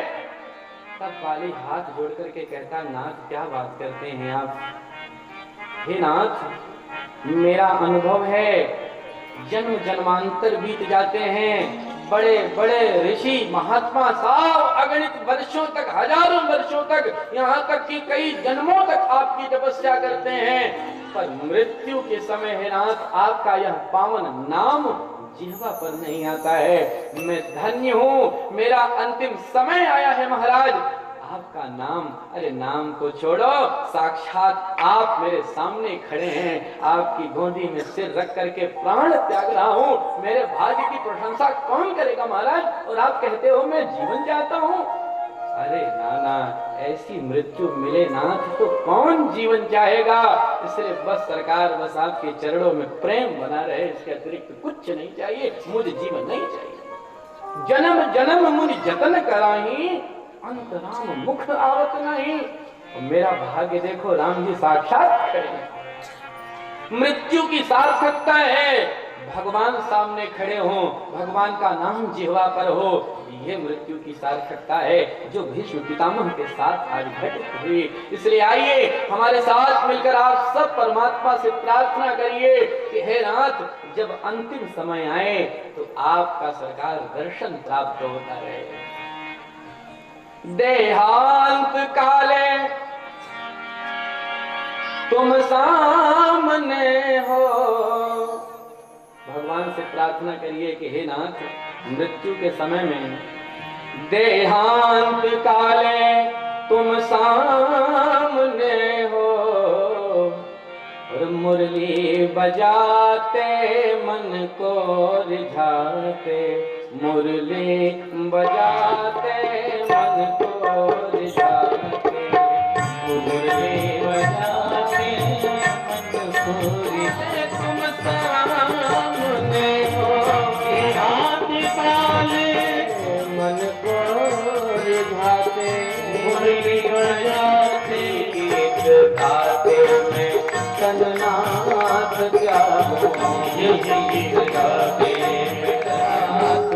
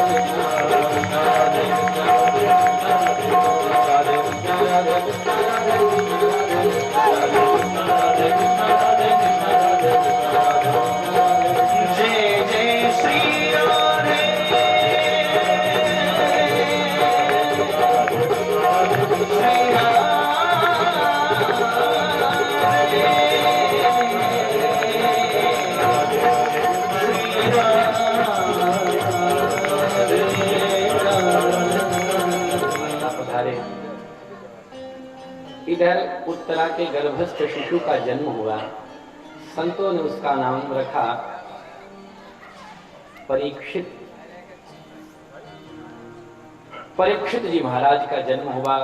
कालांतर में भगवान श्री कृष्ण को छोड़ने के लिए अर्जुन गए थे, लौट करके आए, आकर के पांडवों से बताए कि भगवान द्वारका से स्वधाम प्रस्थान कर गए।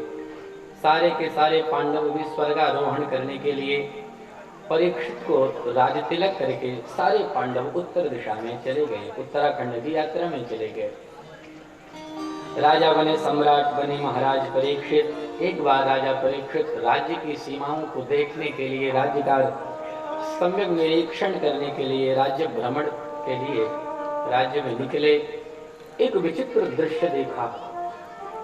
एक कृष्णकाई अंत्यज एक बछड़े को पीट रहा है और पीटते पीटते बछड़े के 3 पैर उसने तोड़ दिए हैं। उस बछड़े की मैया गैया वहीं पर खड़ी होकर रो रही है, विलाप कर रही है। जो परीक्षित जी ने यह दृश्य देखा तब तो बड़ा दुख हुआ। बछड़ा अपनी गैया मैया को समझा रहा है कि माँ विलाप मत करो, सब कर्मों का फल है। परीक्षित यह सारा दृश्य देखे बड़ा क्रोध आया, तलवार निकाल करके दौड़ पड़े। मारोदीरम भद्रम ते खलानाम महिषासुरी। अरे मैया गैया विलाप करने की आवश्यकता, रोने की आवश्यकता नहीं है। अब इस दुष्टों को मारने वाला मैं परीक्षित जीवित हूँ। दौड़े भागे परीक्षित जी महाराज तलवार लेकर के उस दुष्ट का वध करने के लिए आगे बढ़े। सो वह दीनमत शरणम गता, चरणों में गिर पड़ा। परीक्षित जी ने कहा कि देखो, गैया से बछड़े से परीक्षित जी ने कहा, आप दोनों का संवाद सुनकर मैं जान गया कि आप धर्म हैं और आप धरती मैया हैं। आप धर्म हैं, आप धरती हैं, पर धर्म और धरती के पीछे ये धूर्त कहां से लग गया? क्यों रे, तू कौन है, कहां से आ गया? उसने कहा, महाराज मैं कलियुग हूं, मेरे राज्य में क्यों आ गया? कलियुग ने कहा, महाराज आपका राज्य कहाँ पे नहीं, जहां ही जाता हूँ वहीं आप ही तलवार लेकर मेरे को मारने को दौड़ते हो, ऐसा मेरे को लगता है। सर्वत्र आप ही दिखाई पड़ते हो, इसलिए कहाँ चला जाऊं? अब आप ही रहने का कोई घर बता दो, कोई स्थान बता दो, जहां आप बोलोगे वहीं रहूंगा। परीक्षित जी ने कहा, ठीक है, तेरे को स्थान बता रहा हूँ, पहले तू ये बता कि तेरे में गुण क्या है, दोष क्या है। गुण दोष बताएगा तभी तो तेरे को स्थान बताऊंगा। कलियुग ने कहा, दोष तो पूछो मत महाराज, दोष का भंडार हूं। गुण एक है। क्या गुण है? यत् फलम नास्ति तपसा न योगेन समाधिना तत्फलम लभते सम्यक कलौ केशव कीर्तना। अन्य युगों में बड़ी बड़ी तपस्याओं में, बड़ी बड़ी समाधियों में बड़े बड़े सिद्ध संत जो लाभ नहीं प्राप्त कर पाते हैं, वो कलयुग में कलौ केशव कीर्तनात्, भगवान के पावन नाम का यदि संकीर्तन कर दे तो कलयुग में प्राप्त हो जाता है। ये महाराज मेरे में एक गुण है। अब आप बताइए मेरे को कौन सा घर दे रहे हो रहने के लिए? परीक्षित जी ने कहा, तेरे को रहने के लिए मैं 4 स्थान दे रहा हूँ, कलयुग वहीं पे निकल जा। कौन कौन सा स्थान? बोले, द्यूतम पानम स्त्रियः सूना यत्रा धर्मश्चतुर्विधः। 4 प्रकार के जो भी अधर्म है, यही तेरे को रहने के स्थान है। कौन कौन से? द्यूतम, पहला स्थान जहाँ जुआ खेला जाएगा वहां तेरा स्थान है, वहीं पे जाकर के रह। पानम, जहाँ पर मदिरा पान किया जाएगा, ऐसे मदिरालय में तेरा स्थान। स्त्रियः, जहाँ पर स्त्रैण्य पुरुष वास करेंगे, कामी पुरुष वास करेंगे, लंपट पुरुष वास करेंगे, ऐसे स्थान पर तेरा वास है। और चौथा स्थान बोले सूना, सूना नाम हिंसा, जहाँ हिंसा होगी कलयुग वो तेरा घर है, वहां पे तू रहे। ये 4 स्थान हमने बता दिए, जा तू उधर ही रहे 4 स्थानों पर। कलयुग ने कहा, वाह महाराज, जैसी सकल सूरत देखी वैसे स्थान बता दिए। अरे एक गुण है, कम से कम एक तो बढ़िया वाला कमरा खोल दो हमारे लिए। तो परीक्षित जी को फिर से थोड़ी दया आ गई। बोला, अच्छा ठीक है, तेरे को एक और बढ़िया स्थान देता हूँ। कौन सा स्थान? बोले, पुनश्च याचमानाय जात रूपमदात् प्रभो। दोबारा जब याचना की, इस परीक्षित जी ने कहा, अच्छा ठीक है, तेरे को मैं स्वर्ण में स्थान देता हूँ। स्वर्ण माने? बोले, धन में स्थान देता हूँ। जो अन्याय से उपार्जित किया गया धन है, स्वर्ण है, उसी में तेरा रहने का स्थान है भैया। असली धन सोना है, असली धन ये रुपया पैसा कागज की पत्तियां नहीं है, असली धन तो स्वर्ण है। ये कागज की पत्तियां यहाँ चल रही, दूसरे देश में चले जाओ तो इसका कोई मूल्य नहीं, पर सोना है तो यहाँ भी काम का है, दूसरे देश में भी वो सोना काम का है। इसलिए असली धन स्वर्ण नहीं है। बीच में ये कागज के पैसे सब रखे थे और बाद में पता चली बात की तो नोटबंदी हो गई। और जो नोटबंदी हुई तब तो सब छुपा छुपा के रखे तो उनको भी निकालना पड़ा, जब तो बाहर ही करना पड़ा। वो सब बूढ़ी बूढ़ी माताएं बहुत सारा धन रखी थी, वो सब निकाल के सबको देना पड़ा कि अब तो किसी काम का नहीं बेटा, ये मेरा बदलवा दो। तो सबको सूचना मिली, करे ना इतना पैसा माता जी के पास रखा।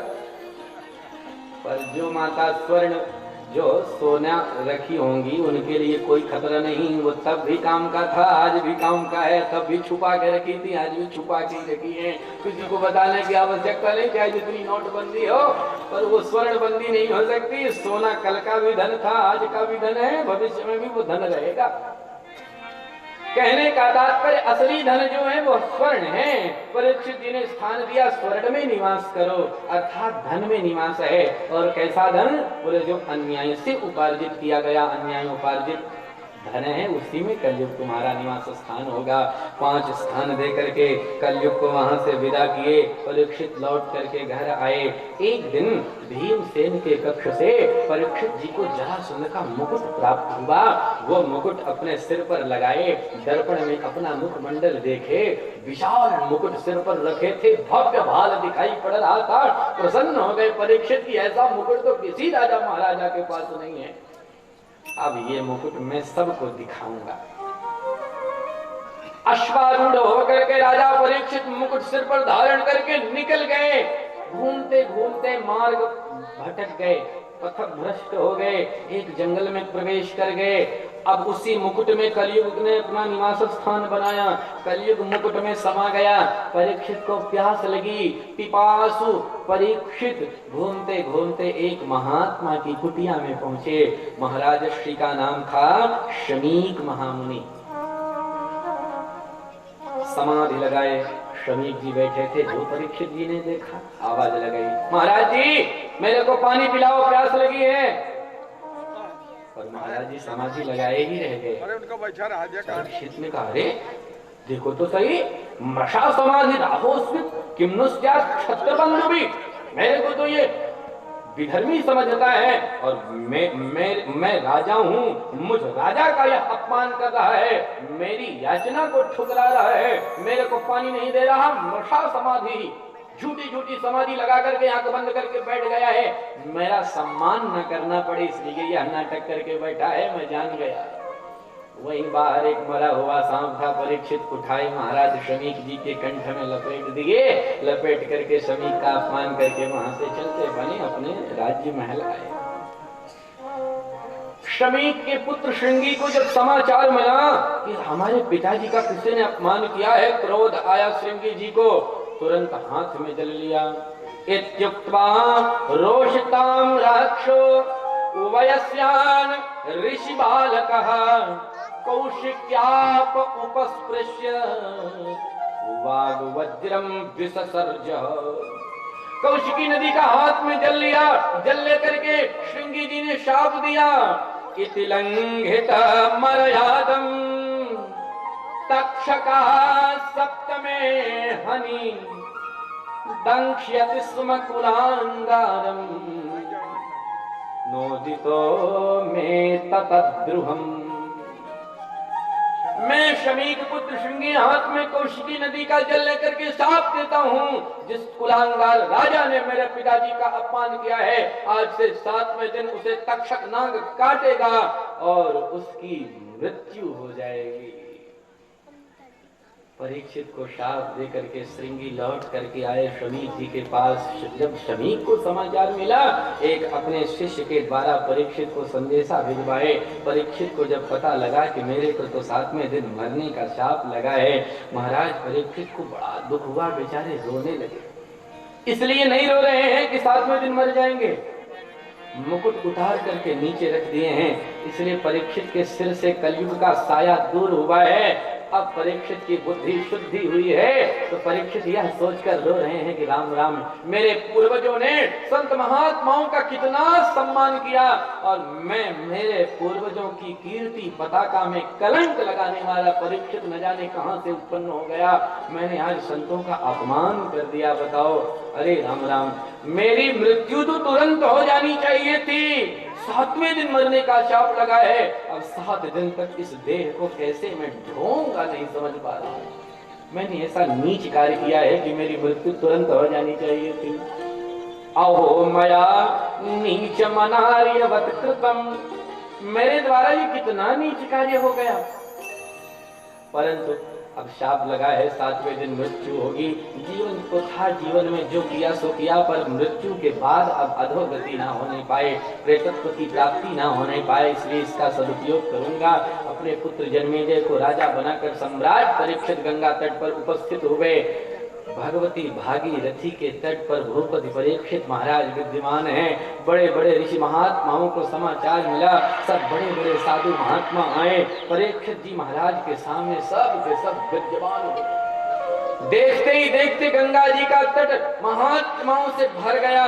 परीक्षित जी महाराज ने समस्त महात्माओं का अभिवादन किया, प्रणाम किया और प्रश्न किया कि बस एक समाधान दो, क्या बोले मरने वाले को क्या करना चाहिए वो बताओ। सब तरह तरह की बातें सोच रहे हैं। कोई कहता उपाय तो बहुत सारे हैं परीक्षित, पर तुम्हारे पास समय ही कम है, 7 ही दिन है, क्या बताया जाए तुम्हें। तरह तरह की बातें सब सोच रहे हैं, आपस में परामर्श कर रहे हैं। सूत जी महाराज कहते हैं महात्माओं उसी समय आश्चर्य हुआ। क्या आश्चर्य हुआ?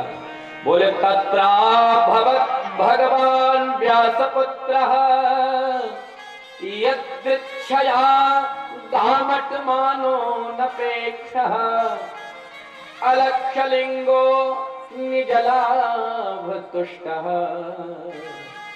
व्रतश्कबालैः अवधूतवेषः। आश्चर्य हुआ महात्माओं, और जितने साधु संत बैठे थे परीक्षित के सामने, सबके मध्य से व्यास नंदन सुखदेव महाप्रभु वहीं पर प्रकट हो गए। बोल सुखदेव जी महाराज की जय। सुखदेव जी प्रकट हो गए हैं। सुखदेव महाप्रभु को बड़े बड़े महात्माओं ने देखा, सबने सुखदेव जी को प्रणाम किया। परीक्षित जान गए यह कोई सामान्य नहीं है, यह विशेष विभूति हैं। परीक्षित जी महाराज ने भी सुखदेव जी को प्रणाम किया।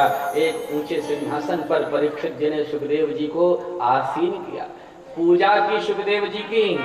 स विष्णुरातो तिथय आगताय तस्मिन् सपरयां शिरसा जहार ततो निवृत्ता ह्यबुधाः स्त्रियोर्भका महासनेशोपविवेश पूजितः। ऊंचे सिंहासन पर, ऊंचे आसन पर, श्रेष्ठ आसन पर, बरासन पर सुखदेव जी को बैठा करके परीक्षित चरणों में बैठ गए। सुखदेव जी महाराज के चरणों को धोने लगे, पाद प्रक्षालन करते हुए सुखदेव जी महाराज का।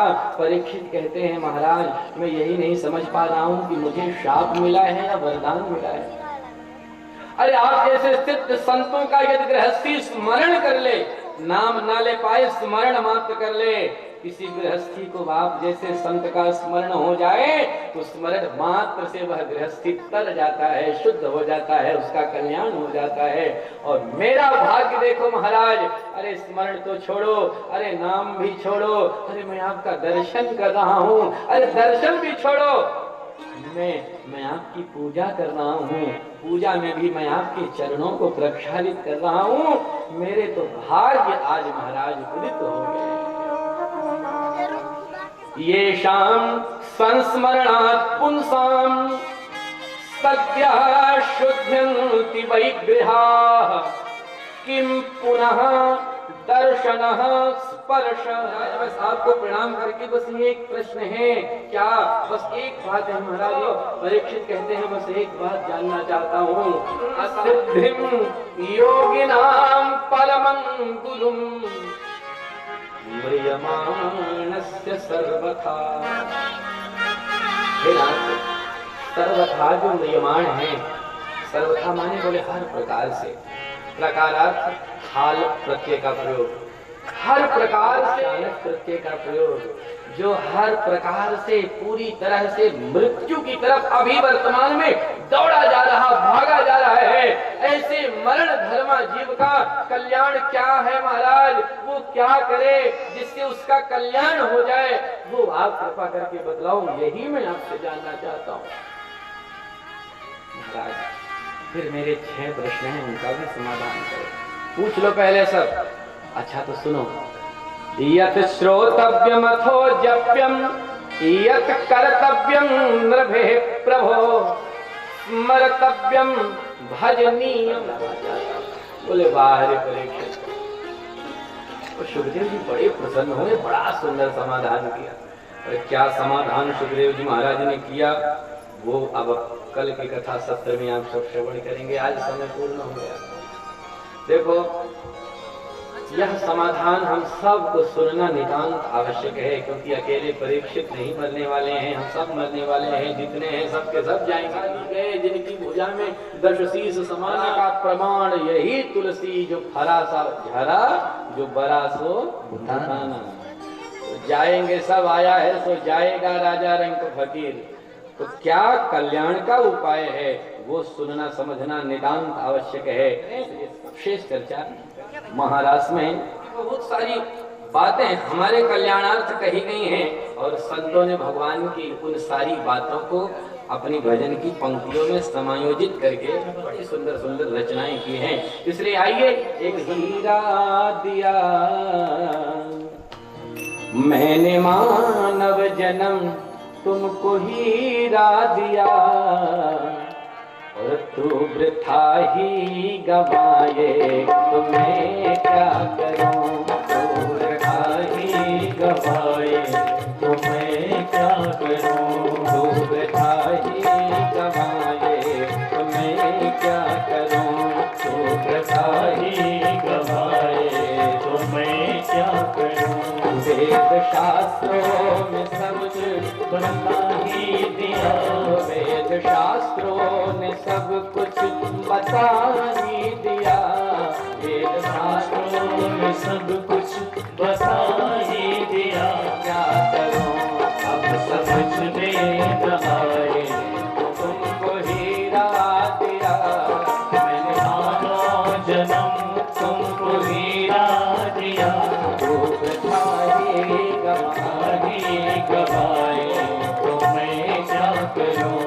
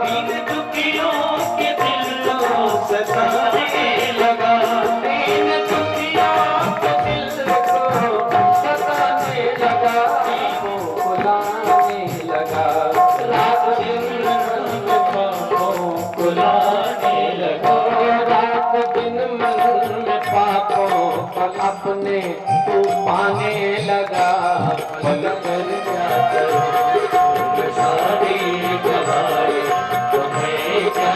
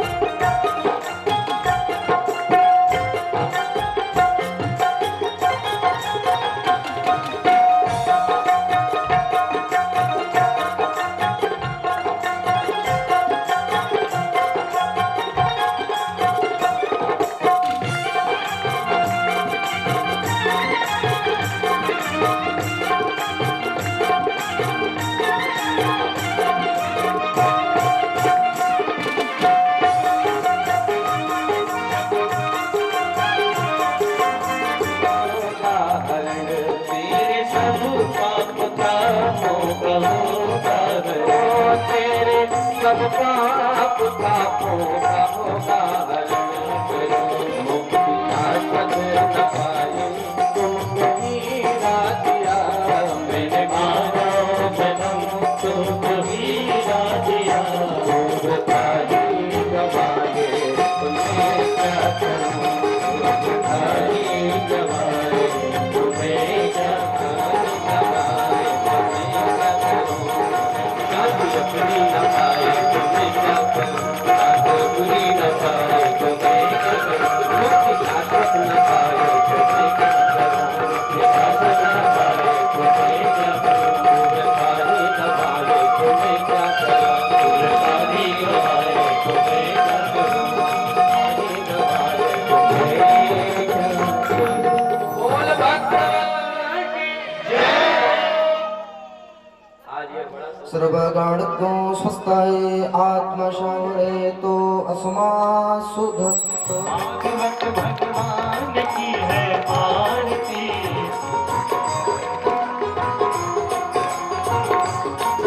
ये अमर ग्रंथ ये मुक्ति पंथ ये पंचम वेद निराला, तब ज्योति जगाने वाला। ये अमर ग्रंथ ये मुक्ति पंथ ये हरि नाम यही हरि धाम यही, हरि नाम यही हरि ध्यान यही। जग के मंगल की आरती, जय हो पापियों को पाप से है तारती। भागवत भगवान की है आरती, पापियों को पाप से है पावन वाला। ये सांच गीत पावन पुनीत पापों को मिटाने वाला, हर दर्श कराने वाला। ये सुख करनी ये दुख हरनी, ये सुख करनी यह दुख हरनी। श्री मधुसूदन की आरती, पापियों को पाप से है तारती। श्री भागवत भगवान की है आरती, पापियों को पाप से है तारती।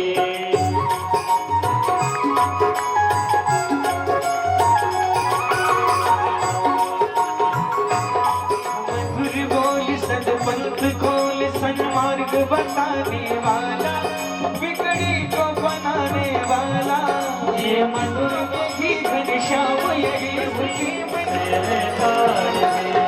भागवत भगवान की है आरती, पापियों को पाप से है तारती। श्री भागवत भगवान की है आरती, पापियों को पाप से है तारती। पापियों को पाप से है तारती, पापियों को पाप से है तारती। कर्पूर गौरम करुणावतारम संसार सारम भुजगेन्द्रहारम सदा वसंतम हृदयारविंदे भवं भवानी सहितं नमामि। त्वमेव माता च पिता त्वमेव बन्धुश्च सखा त्वमेव विद्या द्रविणं त्वमेव पुरुषोत्तमाय नमः। अपने स्थान पर एक बार घूम जाएं। यानि कानि च पापानि जन्मान्तरकृतानि च तानि सर्वाणि नश्यन्तो प्रदक्षिणपदे पदे। जलेन शीतलीकरणं हस्तप्रक्षालनं पुष्पैः देवाभिवन्दनं मन्त्रपुष्पाञ्जलिः माडिप्रथमान्यासन्न ते हनाकम्। बोलिए श्री राधा कृष्ण भगवान की, श्री व्यास जी महाराज की, श्री सद्गुरुदेव भगवान की, श्री लक्ष्मी नारायण भगवान की, श्री सीतारामचंद्र भगवान की, श्री महाराज की, श्री काशी विश्वनाथ भगवान की। नमः पार्वती महादेव। गोपाल काले गोविंद काले गोपाल काले, जीवन की नैया किनारे लगा दे, किनारे लगा दे। गोविंद काले गोविंद काले गोपाल काले।